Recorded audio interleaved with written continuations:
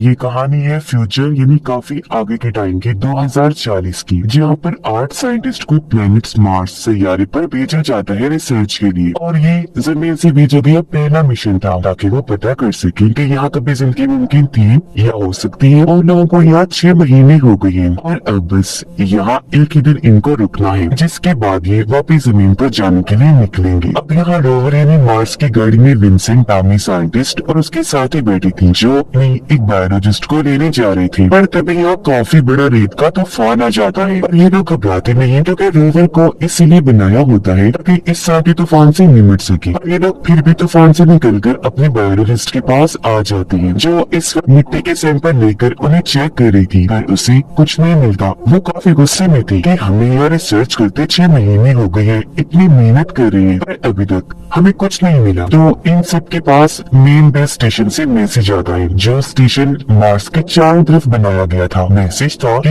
आप सबको लेने हम कुछ ही देर में स्पेसशिप भेज रहे हैं, तो सब लोग तैयारी कर ले। पर यहाँ एक साइंटिस्ट जिसका नाम मार्को था वो अपने कैप्टन को कहते हैं कि मैं बाहर जाना चाहता हूँ, जिस पर कैप्टन का कहना था कि अब क्यों जाना है बाहर, हमें लेने आ रही है और वैसे भी मिशन तो बंद कर दिया है जब कुछ मिला ही नहीं यहाँ पर। जिस पर मार्को कहते हैं कि मैंने मार्स की एक जगह साइट 9 पर एक डिवाइस लगाई थी जो काम नहीं कर रही, तो मैं उसे ठीक करने जाना चाहता हूँ। ये सुनकर कैप्टन को काफी हैरानी हुई कि अब इसने डिवाइस ठीक करके क्या करना है, लेकिन वो फिर भी मान गई। कहती है कि ठीक है चले जाओ और अकेले नहीं अपने साथी को साथ लेकर जाओ, और हाँ रात होने से पहले वापस भी आ जाना। अब ये लोग यहाँ से निकलने ही वाले थे कि तभी वो विंसेंट उसके साथी और बायोलॉजिस्ट भी आ जाते हैं। ये तीनों उनसे बात करने की कोशिश करते हैं जहाँ मार्को का कहना था कि अभी देर हो रही है, मैं जल्दी में हूँ, मुझे डिवाइस ठीक करने जानी है कैसे भी करके। जिस बात से बायोलॉजिस्ट को काफी हैरानी हुई कि मार्को सिर्फ एक डिवाइस ठीक करने के लिए इतनी जल्दी में है। उसे शक हुआ,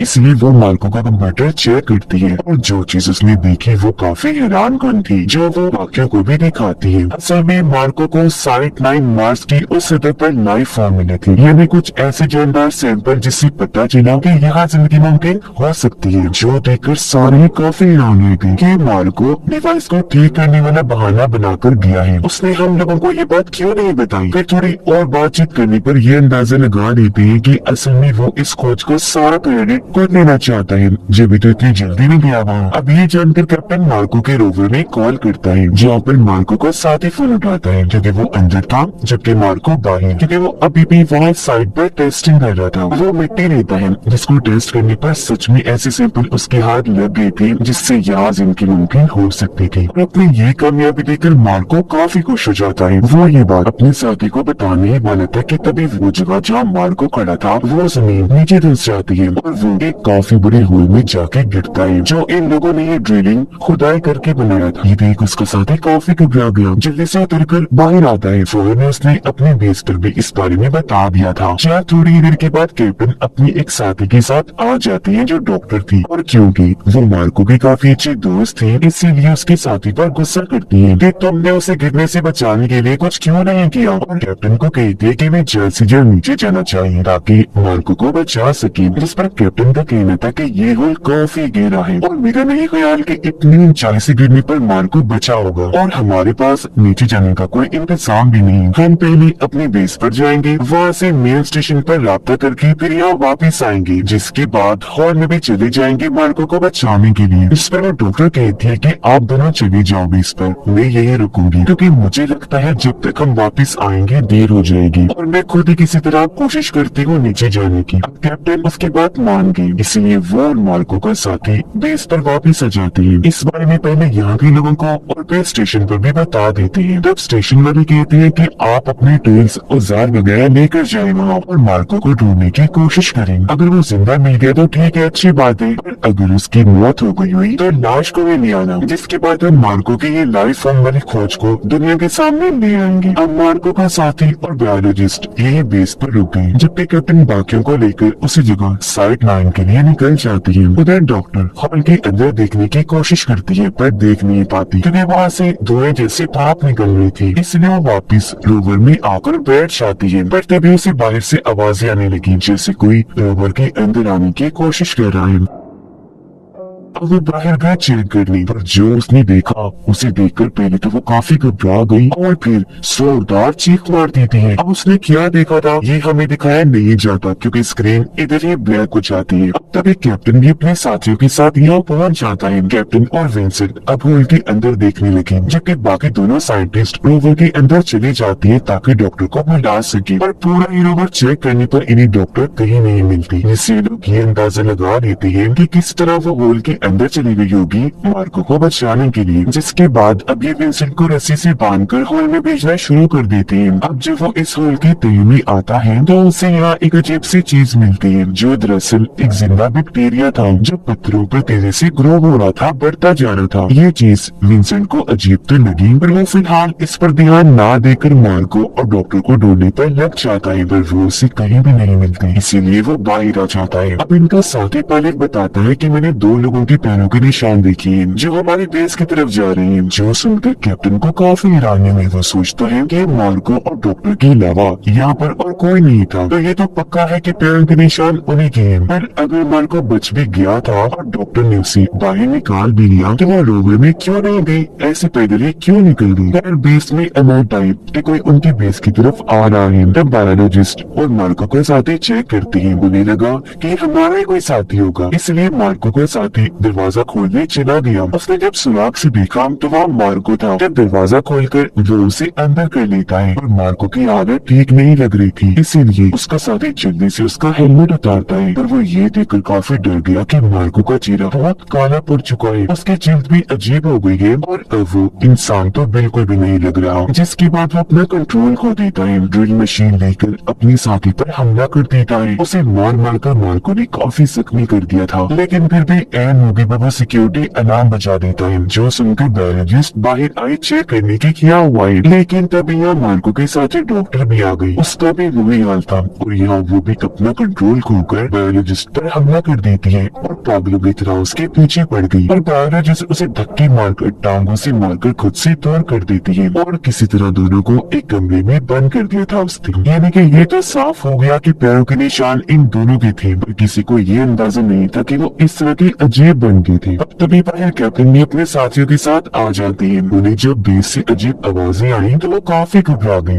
इसीलिए अपने साथियों को बाहर ही रोकती है और खुद अकेले ही बेस के अंदर जाती है चेक करने की आखिर बात क्या है। वो ये देखकर काफी घबरा गई कि यहाँ हर तरफ खून ही खून फैला हुआ है और बायोलॉजिस्ट उस कमरे के बाहर घबराई हुई खड़ी थी, जिसके अंदर उसने उन दोनों को बंद कर दिया था। उनकी हालत देखकर कैप्टन भी घबरा गई, सोच में पड़ जाती है कि इन्हें क्या हुआ। लेकिन वो बायोलॉजिस्ट को कहती है कि हमें जल्दी से यहाँ से निकलना होगा, ये बहुत खतरनाक लग रही है। अब बायोलॉजिस्ट तो यहाँ से बाहर आ गई, पर जब कैप्टन जाने वाली थी तब दरवाजा खोलकर मार्को बाहर आ जाता है और उसने कैप्टन पर भी हमला कर दिया था, उन पर वार करके। पर वो जैसे तैसे अपनी जान बचाकर बाहर आ ही गई, लेकिन काफी जख्मी थे। कैप्टन और बायोलॉजिस्ट सबको उन दोनों के बारे में बताते हैं, पर किसी को भी उनकी बातों पर यकीन नहीं हो रहा था। पर जब उन्होंने होल से खुद देखा तो वो मार्को और डॉक्टर की ऐसी हालत देखकर काफी डर गई। अब क्योंकि कैप्टन काफी जख्मी थे, इसलिए लोग उन्हें जल्दी से दूसरे बेस में ले गए। उन्हें लिटा दिया जाता है और यहाँ विंसेंट के साथ ही उनका इलाज करने लगे, जो एक डॉक्टर थी। कैप्टन बताते हैं कि मेरी हालत बिगड़ती जा रही है, मैं अजीब तरीके से चीजें भूल रहा हूँ, मुझे बहुत प्यास भी लग रही है। ये सुनकर पायलट उन्हें पानी पिलाने लगा, पर तभी कैप्टन भी काबू होकर उसका गला पकड़ लेते हैं, जो लाख छुड़वाने पर भी नहीं छोड़ रहे थे, जिसका मतलब कि वो भी अपना कंट्रोल खोकर मार्को और डॉक्टर जैसे बन रहे हैं, जो दरअसल एक वायरस की वजह से हो रहा है, जिसकी वजह वो बैक्टीरिया था जो होल में मिला था। जहाँ मार्को गिरा था वो उससे इन्फेक्टेड हो गया था,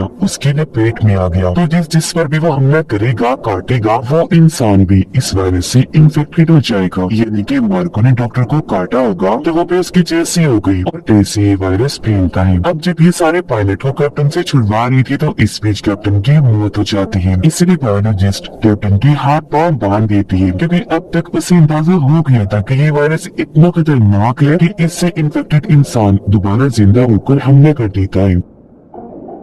अब तभी स्क्रीन पर देखते हैं कि जब मार्को और डॉक्टर को बंद किया गया था वो वहाँ का दरवाजा तोड़कर दूसरे कमरे में आ गए। वो यहाँ आने की भी कोशिश कर रही है और अगर ऐसे चलता रहा कुछ ना किया गया तो वो भी यहाँ आ जाएंगे, क्योंकि वो खतरनाक होने के साथ साथ ताकतवर भी हो गई है, जिससे सारे ही काफी घबरा गए। अब यहाँ विंसेंट एक आइडिया देता है कि मैं एक अंडरग्राउंड पाइप के जरिए अपने बेस के पहले कमरे में जाता हूँ, क्योंकि मेन से जाना खतरे से खाली नहीं है। वहाँ जाकर मैं सिस्टम को चलाऊंगा और फिर अपने स्टेशन पर राब्ता करके यहाँ की सूरत हाल के बारे में बताऊंगा ताकि वो यहाँ मदद पहुँचा सके। अब ये आइडिया सबको पसंद आया, इसलिए विंसेंट वहाँ के लिए निकल जाता है, जबकि उसके डॉक्टर साथ ही कैप्टन के खून का सैंपल लेकर चेक करने लगती है कि आखिर इन सब के साथ हो क्या रहा है। जहाँ टेस्ट करके उसे पता चला कि सब उसे लाइफ फॉर्म की वजह से हो रहा है जो मार्को को साइडमैन की सतह पर मिला था, और जो बैक्टीरिया होल के अंदर बड़ा हो रहा था वो भी इसी की वजह से है, क्योंकि इस वायरस की मेन जड़ ही लाइफ फॉर्म था, जिससे वो बैक्टीरिया इतना खतरनाक हो गया कि इन्हें इन्फेक्टेड करने लगा। पहले ये इंसान के जिस्म पर कंट्रोल करके सारी यादों को मिटाता है और फिर पूरे तरह दिमाग को भी अपने कंट्रोल में कर लेता है, क्योंकि इंसान जमीन पर रहते हैं, वहाँ के माहौल की आदी है, इसलिए यहाँ का वायरस उन्हें इस हद तक इन्फेक्टेड कर रहा है। फिर अभी लोग अपना दिमाग लगाकर इस वायरस को थोड़ा बहुत चेंज करके एंटीडोट बनाते हैं, यानी वायरस का तोड़, और उसी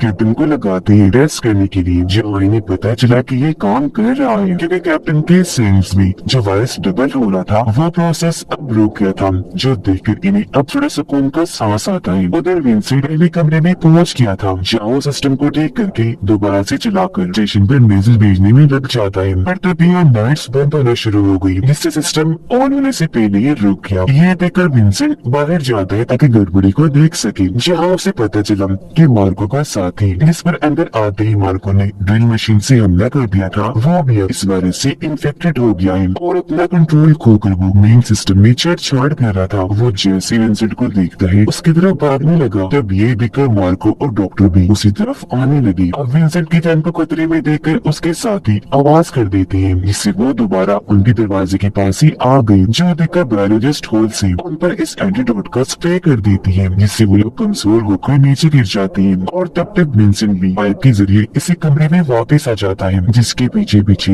मार्को का इन्फेक्टेड साथी भी आ गया। अब यहाँ बायोलॉजिस्ट उन सबकी जान बचाने के लिए मार्को के साथी का ध्यान अपनी तरफ करके उन सबको बाहर जाने का कहती है। अब पायलट साथी गेट पर था, इसलिए उसे लग रहा था कि बायोलॉजिस्ट अंदर इसलिए रुक गई है क्योंकि अब वो भी इन्फेक्टेड हो चुकी है, इसलिए वो विंसेंट और उसके साथी को बाहर निकाल कर बायोलॉजिस्ट को मार के साथी के साथ ही अंदर बंद कर देता है जो इन्फेक्टेड था, जिससे वो बेचारी वही उसके साथ ही फंस गई। और अब ये तीनों उस कमरे से बाहर भागने लगते हैं, जहाँ पर इन्फेक्टेड मार्को विंसेंट के साथी पर हमला करके उसे जख्मी कर देता है। तब ये लोग उसे जख्मी हालत में ही लेकर रोवर में आ गए और यहाँ विंसेंट अपने साथी को इंजेक्शन लगाता है ताकि उसे कुछ हो ना। अब इन लोगों को याद आता है कि इस रोवर में पावर एनर्जी कम है, पर साइड लाइन पर खड़े एक रोवर में बहुत सारे पावर है, तो ये सब अब उसकी तरफ ही जाने लगे। इस बीच उन्होंने ये भी नोटिस कर लिया कि हमारे इन्फेक्टेड साथी भी अब हमारा पीछा कर रहे हैं, यानी कि जो इन्होंने एंटीडोट बनाया था ये उसमें कामयाब नहीं रही, क्योंकि वो बस कुछ ही देर के लिए वायरस के असर को रोक सकता है, मुकम्मल खात्मा नहीं करता, जिसके कुछ ही देर के बाद वायरस का असर दोबारा हो जाता है, यानी कि ये वायरस इतना खतरनाक है। उधर वो लोग साइड लाइन पर पहुंच गए। इस रोवर में विंसेंट और उसके साथी रुकते हैं, जबकि पायलट दूसरे रोवर को लेने जाता है। जहाँ जाकर वो विंसेंट से राब्ता करता है, कहता है कि तुम्हारे साथी इन्फेक्टेड है, मैं उसे साथ ले जाने का रिस्क नहीं ले सकता। अगर तुम मेरे साथ उस जगह पर जाना चाहती हो जहाँ से मैं स्पेसशिप लेने आ रही है, तो तुम्हें अपने साथी को छोड़ के आना होगा, जिसके लिए विंसेंट मना कर देता है कि नहीं, मैं ऐसे नहीं कर सकता, उसके बगैर नहीं आऊंगा। तो अब पायलट अकेला ही रोवर को लेकर निकल जाता है। विंसेंट को उसके इस हरकत पर बहुत गुस्सा आ रहा था, पर वह फिर भी इसी रोवर के साथ अपने साथी को लेकर आगे बढ़ता रहा। ऐसे यहाँ पर से तूफान आ गया और क्योंकि रात थी तो ये लोग यहीं सो जाते हैं। सुबह को जब विंसेंट की आँख खुली तो वो देखता है कि मेरे साथी मुझे बचाने के लिए अकेले ही रोवर से उतर गई है और अब वो पैदल ही आगे बढ़ रही है, क्योंकि उसे पता है कि मैं भी इन्फेक्टेड हूँ, तो कभी विंसेंट को नुकसान न पहुँचा दूँ। वो उसे दूर जाके को खत्म करना चाहती थी, पर उसके पैरों के निशानों का पीछे करते हुए विंसेंट रोवर को उसके पीछे ले जाने लगा। कुछ दूरी पर वो उसे मिल गई तो विंसेंट उसे रोकने के लिए रोवर से उतरकर उसकी तरफ भागने लगा, पर उससे बचाने के लिए वो यहाँ अपना हेलमेट उतार देती है, जिस वजह से वो बहुत तड़पने लगी। विंसेंट जल्दी से आकर उसे संभालता है, पर वो उसके हाथों में ही दम तोड़ देती है, जिससे विंसेंट को दुख तो बहुत होता है, लेकिन अगले ही पल उसकी दोस्त इंफेक्टेड होकर जागी, जो अब विंसेंट पर हमला कर देती है। जहाँ विंसेंट अब ना चाहते हुए भी उसके ही हेलमेट से अपने साथी पर हमला कर देता है। वो उसे हेलमेट से इतना मारता है कि उसकी जान ही चली जाती है। अब तब तक मेन स्टेशन से एक शिप इन्हें लेने के लिए निकल चुकी थी, जिसे दूर से विंसेंट देख चुका था। वो ये भी देख लेता है कि मेरे इन्फेक्टेड साथी भी यहाँ मौजूद है। साथ ही पायलट भी दूसरे रोवर को लेकर यहाँ आ गया है। अब यहाँ विंसेंट शिप के अंदर रब्ता करने की कोशिश करता है, पर उसकी आवाज शिप के लोग सुन नहीं पाते, क्योंकि फासला ज्यादा होने की वजह से ट्रांसमीटर में उसकी आवाज आ ही नहीं रही थी। पर यहाँ विंसेंट ट्रांसमीटर से शिप के अंदर की आवाजें सुन पा रहा था। वहाँ पर दो लोग थे। शिप को आता हुआ देखकर वो तीनों इन्फेक्टेड साथी उस तरफ बढ़ने लगे। शिप के लोग भी दरवाजा खोल देते हैं, ये समझकर कि ये लोग बचे हुए हैं, जिंदा हैं, और वो इन्फेक्टेड लोग उन पर हमला कर देते हैं, जिससे विंसेंट अब शिप वाले लोगों की बस चीखों की आवाजें सुन पाता है। ये जब पास गया तो देखता है कि शिप के दोनों लोग मारे गए हैं और वहाँ उनकी लाशें पड़ी हैं। अब विंसेंट को यहाँ मार्को भी दिखाई दिया, और क्योंकि सबसे पहले वो इस वायरस की लपेट में आया था, तो उसकी हालत तो बहुत ही खराब थी, क्योंकि अब उसके जिस्म पर बस हड्डियां ही नजर आ रही थी। खैर विंसेंट और शिप में चढ़ जाता है। पायलट केबिन में जब वो आया तो देखता है कि यहाँ पायलट पहले से ही मौजूद है, पर वो अब इन्फेक्टेड हो चुका है। विंसेंट उसे देखकर कहता है कि तुम नहीं जा रही मेरे साथ, क्योंकि हम इस वायरस को अपनी दुनिया में जमीन पर नहीं ले जा सकते, जैसे मेरे साथी नहीं जा सकती थी, तुम भी अब नहीं जा रही। जिसमें पायलट कहते है कि नहीं मैं जाऊंगा, क्योंकि जमीन पर जाकर हम इसका इलाज ढूंढ लेंगे। लेकिन फिर भी विंसेंट उसे रोकने लगा और ऐसी दोनों की हाथापाई होने लगती है, जिस लड़ाई में पायलट विंसेंट पर चाकू से हमला कर देता है और वो वहाँ पर बेहोश हो गया। अब पायलट फिर स्पेसशिप को स्टार्ट करके जमीन की तरफ ले जाने लगा। अब इतनी ही देर में विंसेंट को होश आ गई। वो पीछे से आकर उसे रोकने की कोशिश करने लगा। वो उसे अपने हेलमेट वाले सर से मार मार कर जख्मी कर देता है, जिसके बाद दरवाजा खोलकर उसे बाहर आसमान में फेंक देता है। लेकिन अब यहाँ इस शिप में बस कुछ ही मिनट्स का पेट्रोल बचा था, जिसके बाद विंसेंट यहाँ मेन स्टेशन पर मैसेज भेजने लगता है कि बड़े अफसोस के साथ कहना पड़ रहा है कि हमारी पूरी टीम मर चुकी है, एक ऐसे वायरस की वजह से जो यहाँ लाइव फॉर्म से लगा और फिर ऐसे सब में फैलता गया। आगे वो बताता है कि इस शिप में भी बस कुछ ही मिनट्स का पेट्रोल बचा है, पर खाना बहुत है, मैं तब तक इंतजार कर सकता हूँ जब तक आप मुझे बचाने नहीं आ जाती। पर मैं ऐसा नहीं चाहता कि मैं बचूं, आप लोग मुझे बचाने आए, क्योंकि मुझे लगता है कि अब ये वायरस मेरे अंदर भी आ चुका है और हम इसका एंटीडोट बनाने में भी नाकाम रहे, क्योंकि वो सिर्फ कुछ ही देर के लिए काम करता है। अब मैं मरना चाहता हूँ ताकि जमीन पर आकर मेरी वजह से ये वायरस फैल ना जाए। मैं सबके लिए खतरा नहीं बन सकता, क्योंकि कुछ नहीं कहा जा सकता कि इसका कोई इलाज भी हो सकता है या नहीं। तो प्लीज मेरा मशवरा ये है कि आप लोग मुझे बचाने ना आए। और अब वो अकेला ही इस शिप में अपनी मौत का इंतजार करने लगा, अकेला ही बैठकर अपनी जिंदगी के और यहाँ पर गुजारे हुए पलों को याद करने लगा, सबकी मौत पर। और अब उसके साथ जो होना था उस वजह से वो काफी दुखी भी था, और उसके दुख के साथ ही ये फिल्म इधर ही खत्म हो जाती।